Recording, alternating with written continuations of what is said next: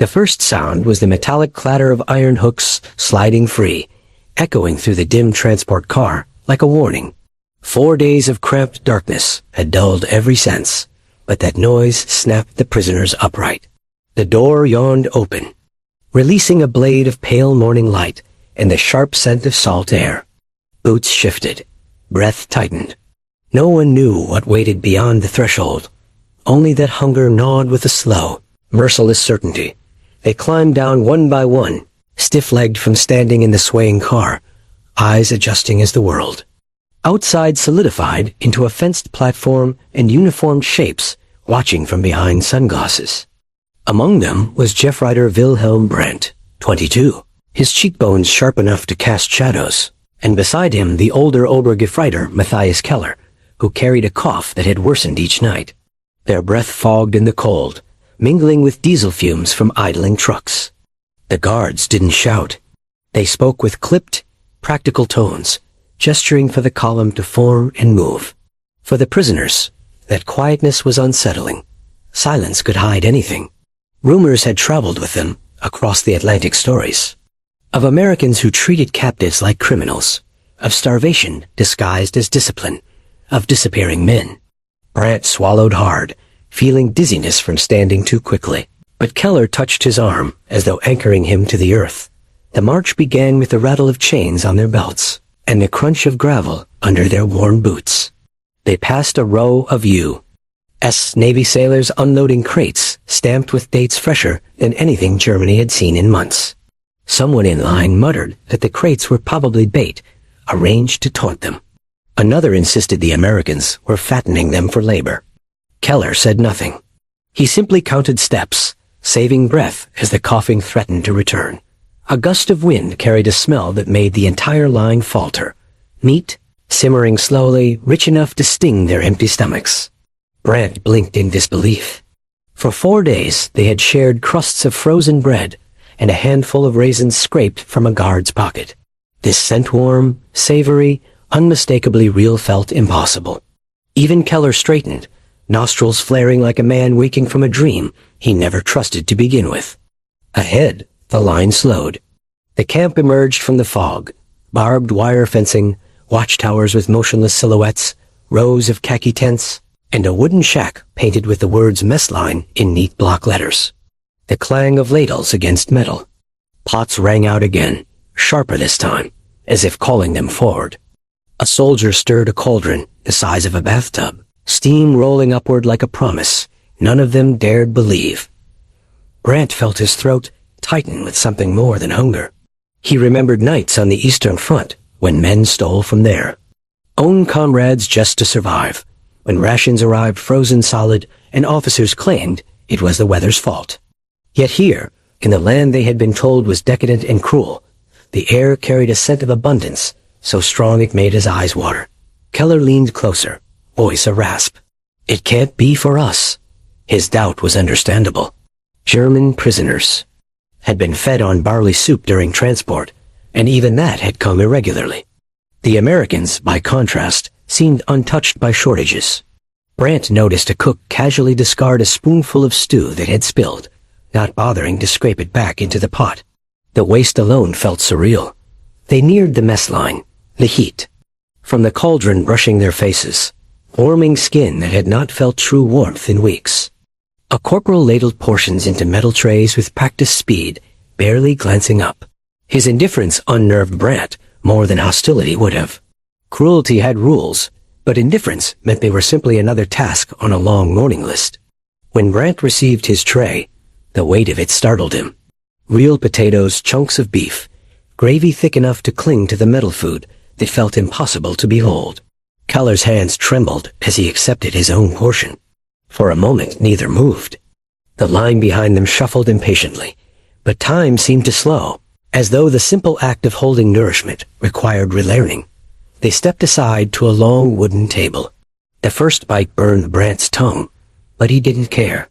The flavors shocked him: salt, fat, warmth spreading through his chest like an ember catching fire. Keller ate more slowly, savoring each mouthful as though memorizing it.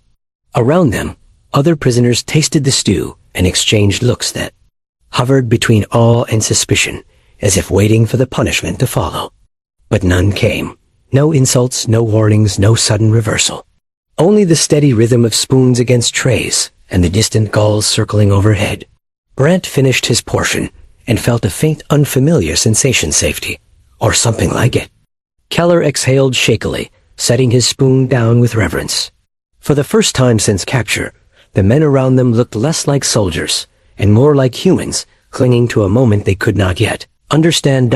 As the last of the steam drifted from the cauldron and the morning brightened into a sharper, colder light, an officer stepped onto a small platform near the mess shack. His presence quieted the yard instantly. He held a clipboard, but it was the expression on his face measured unreadable that made Brandt straighten. The officer announced that all prisoners would undergo processing and medical inspection before transport to inland camps, but his voice carried a tone that suggested more than routine. Brandt felt Keller stiffen beside him. Something in the officer's posture hinted at news that could shift their uncertain fate entirely. For a heartbeat, the entire yard seemed to hold its breath, the smell of stew replaced by the metallic tang of expectation. Then the officer gestured to the far gate, where a group of MPs was approaching with an urgency that made Brandt's pulse quicken. Something was about to change everything now. The officer's announcement dissolved into a low murmur that rippled through the yard, but the prisoner's attention drifted steadily toward the mess shack where the cooks continued ladling out steaming portions. Hunger tugged at every thought, yet something deeper stirred beneath it, a confusion shaped by the realization that the Americans were not acting like the monsters they had been warned about. Wilhelm Brandt tried to keep his breathing steady as he followed Keller toward a row of benches. The weight of the meal in his stomach made him feel unsteady, as though the world had tilted in a direction he could not yet read. The processing station waited beyond the tables. A series of crates turned into work desks, where American clerks wrote down names with mechanical precision. A physician wearing a stethoscope gestured for the next group.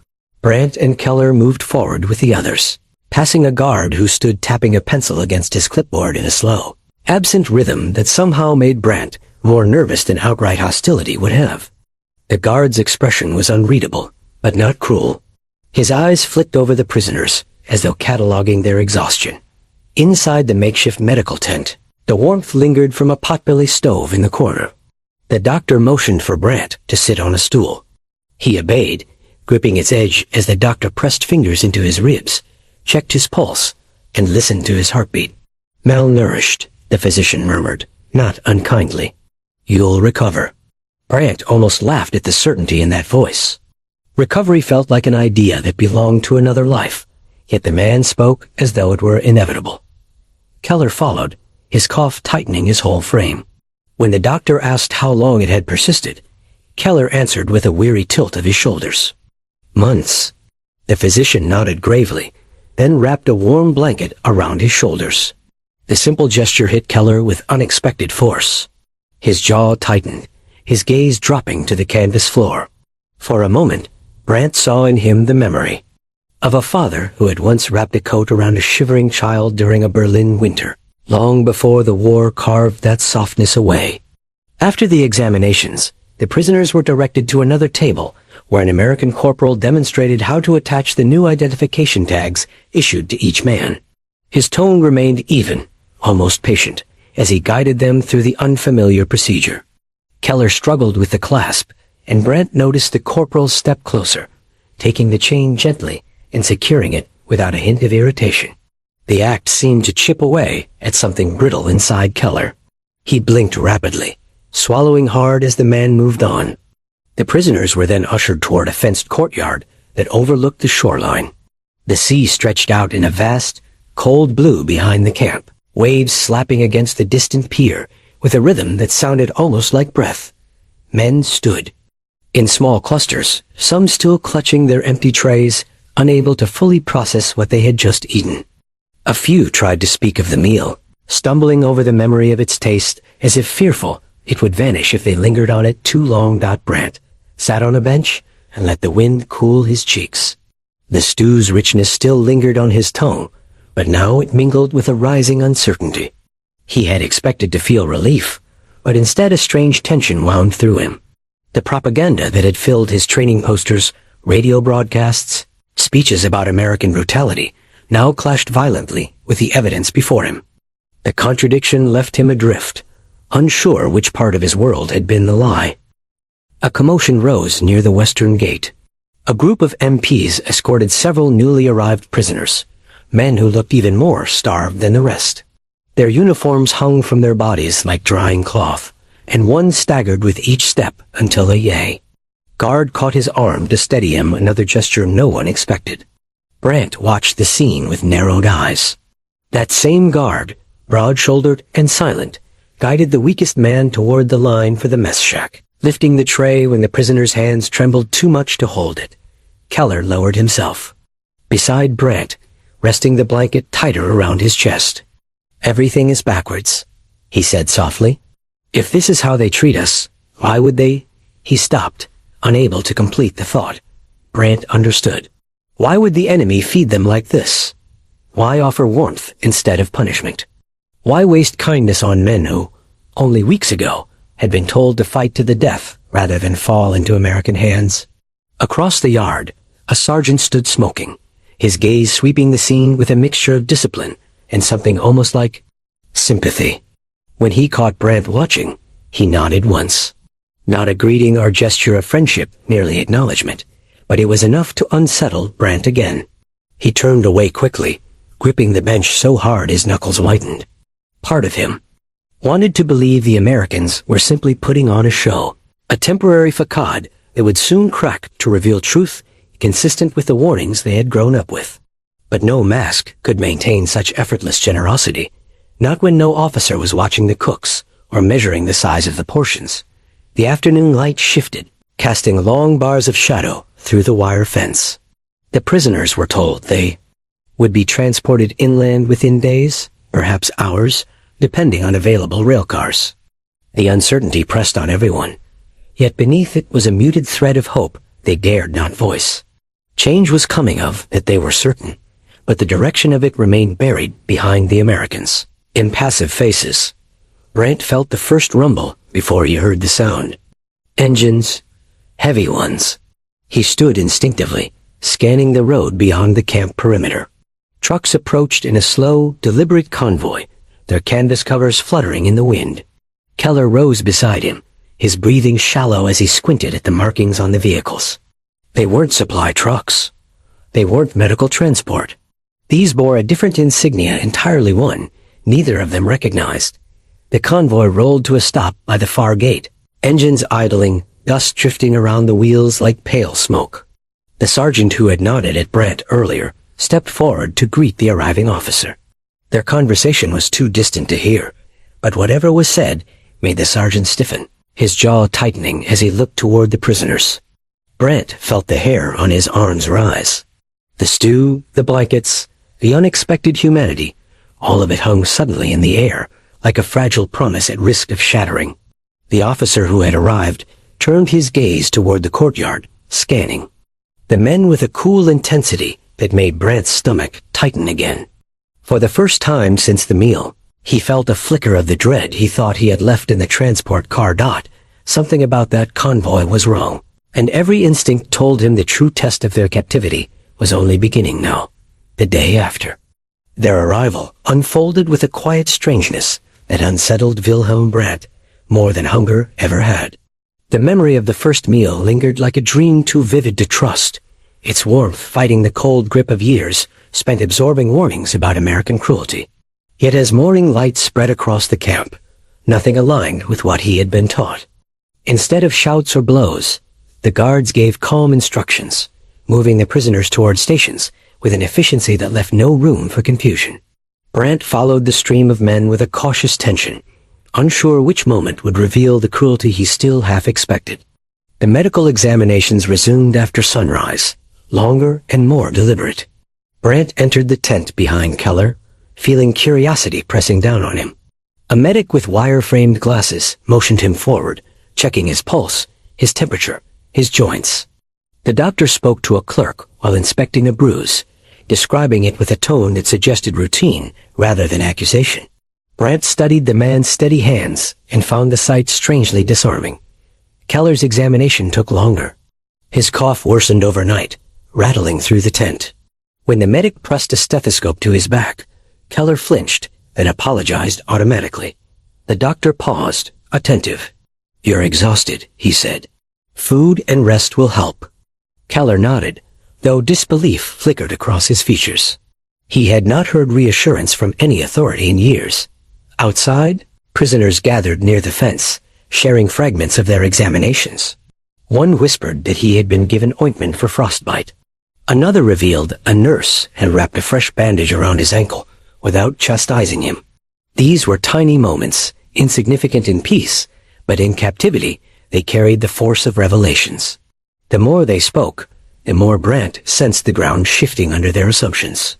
When lunch arrived, thin vegetable soup with slices of warm bread, the prisoners hesitated again, stunned that nourishment came twice in one day. Brandt accepted his tray slowly, studying the cook ladling portions as if expecting a reason to snatch it back.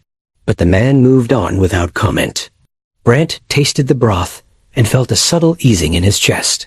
Keller ate beside him, pausing every few bites to steady his breath. The warmth softening the rasp in his throat. In the afternoon, Americans distributed envelopes and paper. The announcement rippled through the yard, stirring unease. Letters were an invitation to truth they weren't sure they wanted. Brandt accepted his page with trembling fingers. He didn't know the fate of his family, and didn't know what this place truly was.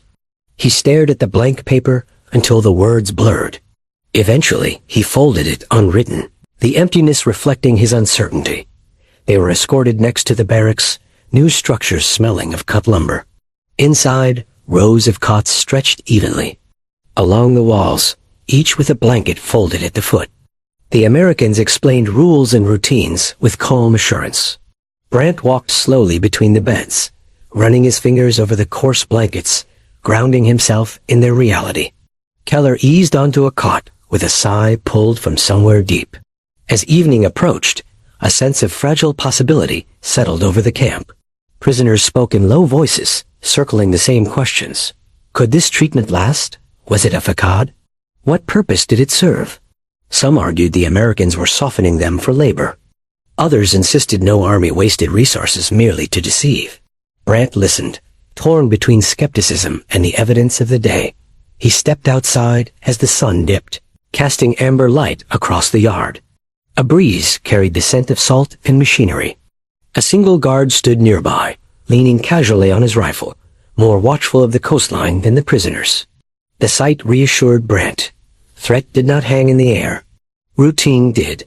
The convoy from the previous day remained parked near the gate, silent but present. Brandt watched it with faint unease. Its stillness felt deliberate. Keller joined him, wrapping his blanket around his shoulders. "What if everything we were told was wrong?" he asked quietly. Brandt hesitated. Hope crept into his mind like an intruder, soft but persistent. The meal, the medical care, the barracks, they pointed toward a truth very different from the one he grew up believing. Before he could speak, movement flickered near the trucks. An officer descended from the lead vehicle, folder in hand, walking briskly toward the command hut. The guard straightened. Brandt's pulse quickened. Something in the officer's posture carried a gravity that rippled through the air. Keller followed the man's progress with tense eyes. Shadows stretched across the yard as the officer disappeared inside the hut. Brandt felt calm tightening again, curling into a knot beneath his ribs. The day had shown them a new face of captivity, one marked by order and unexpected grace. But now, with night descending and that officer's arrival, Brandt sensed the fragile truth he had begun to accept was about to be tested. Whether it would hold or shatter was a question he feared the darkness would soon answer. Brandt lingered outside the barrack door, feeling the night air cool against his skin. He tried to piece together what had brought him from the transport car to this landscape of measured kindness. Every detail felt unreal: the way medics spoke without disdain, the way cooks served food without glare, the way guards enforced order without cruelty. It carved a hollowness in his chest, as though part of him were slipping loose. Keller stopped. Beside him, staring through the fence at the darkening shoreline. "It shouldn't feel this good just to be treated like a person," he murmured, His voice held a fragility Brant rarely heard. War had hardened Keller early, stripping sentiment from him long before they reached foreign soil. Hearing vulnerability now unsettled Brant more than any threat. A distant horn sounded from the docks, low and resonant, rolling over the camp like a reminder that the world beyond still shifted, whether they witnessed it or not. Brant looked toward the sound, wondering what arrival it signaled. Each shift felt uncertain. The following week unfolded with a rhythm so steady, it felt almost unreal. Each morning began with the clang of the mess bell, followed by the orderly shuffle of prisoners gathering for breakfast. The meals were plain, but generous oatmeal, bread, sometimes tinned fruit, that made men stare at their trays, as if uncertain they were allowed such sweetness. For Wilhelm Brandt, the simple consistency of nourishment carved a quiet space inside him, a space where fear loosened its grip just enough for clarity to seep in. Keller improved slowly. His cough softened with each passing day, strengthened by regular meals and the warmth of the barracks. The blankets, the steady heat of the stove, and the patient attentiveness of the camp physician all conspired to restore parts of him that the war had nearly erased. Brandt often caught him studying the guards, noting their posture, their unhurried movements, the absence of malice. The observations seemed to perplex him more than comfort him, as though kindness further undermined the certainty he had clung to. Labor assignments began soon after their arrival. Brandt and Keller were placed on a detail repairing crates and sorting supplies under the supervision of a corporal who favored silence over instruction. The work was simple and repetitive, but Brandt welcomed it. Each crate he lifted felt like evidence that he was being treated not as an enemy to be broken, but as a man with hands meant to do something other than grip a rifle. He found uneasy comfort in the rhythm lift, inspect, stack while Keller worked with steady determination. Grateful for tasks that kept his lungs warm and busy, the Americans maintained rules with precision, yet there was no cruelty in discipline. One morning, when a prisoner collapsed from exhaustion, the sergeant on duty did not bark orders, but called for the medic and demanded the man be placed on light duty. This small act rippled through the compound, challenging the prisoner's assumptions more sharply than any speech could. If the Americans wished to weaken them, why protect their strength? Brandt pondered that question late one afternoon as he sat near the fence, watching the coastline shimmer under a pale sun. The ocean breeze carried a lingering scent of diesel and salt, mingling with the earthy aroma drifting from the evening stew. He thought of the propaganda posters pasted across Berlin Americans, drawn as beasts with claws, dripping with the blood of innocent Germans. He remembered the speeches that had insisted surrender meant torture, starvation, humiliation. Yet here he was with a full stomach and a guard offering him a cup of water simply because he looked thirsty, hands unsteady. His mother's handwriting flowed across the page, trembling but determined. She wrote of shortages, of bombings, of hope that he was alive. She did not mention fear, but it seeped through the spaces between her words. When he finished reading, he folded the letter carefully, pressing it to his chest. Something inside him cracked, quiet and deep. Keller rested a hand on his shoulder. "She's alive," he said softly. "That's enough for now." It was, and yet Brandt felt the weight of everything unspoken. How she would react if she knew he ate better as a prisoner than she did at home. That night settled gently over the camp. The guards switched shifts with brisk efficiency, their lanterns casting long, shifting shadows. Brandt watched them from his cot, listening to the rhythmic echo of footsteps on the gravel. He felt sleep tug at him, but resisted. Something was stirring outside, subtle but distinct. A truck engine rumbled to life. The sound rolled through the barracks like distant thunder. Brandt sat upright, heart racing. Keller stirred, rubbing his eyes as he glanced toward the window. The convoy had been dormant for a week. Its sudden awakening felt like a signal. Footsteps followed, quick, purposeful. Doors opened. Voices sharp with command carried through the compound. Prisoners rose from their beds, exchanging uneasy glances. Brandt moved toward the doorway, drawn by a force he couldn't name. Through the gap between the barracks, he saw the officer from their first day speaking with the sergeant. Their faces were serious. Keller joined him, lowering himself onto the grass with a tired sigh. "It doesn't make sense," he murmured, watching a group of prisoners joking quietly near the barracks. "If we're the enemy, why help us?" The question hung between them, heavy and unresolved. Brant considered it carefully. Perhaps, he thought, cruelty had never been their intention. Perhaps the war had forced them into violence, just as it had forced Germany. But that thought opened another door he wasn't sure he wanted to walk through. The possibility that his own beliefs had been shaped by lies. The convoy remained parked near the gate, silent yet looming. Men whispered theories about its purpose. Some said it carried officers responsible for evaluating prisoners. Others believed it signaled a transfer to a different camp. Brant kept his distance, studying it when he could, sensing that whatever awaited them inside those canvas-covered trucks would determine whether this strange balance between fear and mercy held or crumbled. On the 7th evening, a rare calm settled over the yard. The sun dipped low, washing the camp in amber light. Brant and Keller finished dinner and lingered near the mess hall, savoring the heat still radiating from the potbelly stove. Around them, prisoners spoke in muted tones, recounting letters received from home or rumors overheard from guards. One man had learned his village was gone. Another discovered his sister had survived. News brought pain and relief in equal measure, threading the camp with fragile humanity. Brant opened his own letter, illuminated by the glow of a lantern. The officer held a clipboard, flipping pages rapidly as though confirming something long delayed. The convoy's rear gate dropped with a metallic bang, and several MPs stepped back, forming a narrow path toward the truck. Brant felt the hair rise on his arms. The officer looked up, eyes scanning the rows of prisoners peering from doorways and windows. His gaze settled on the barracks where Brant stood. He lifted the clipboard slightly, as though preparing to read out names. Brant sensed, with cold clarity, that whatever came next would decide whether the fragile humanity they had tasted here would endure or vanish like the last warmth of daylight.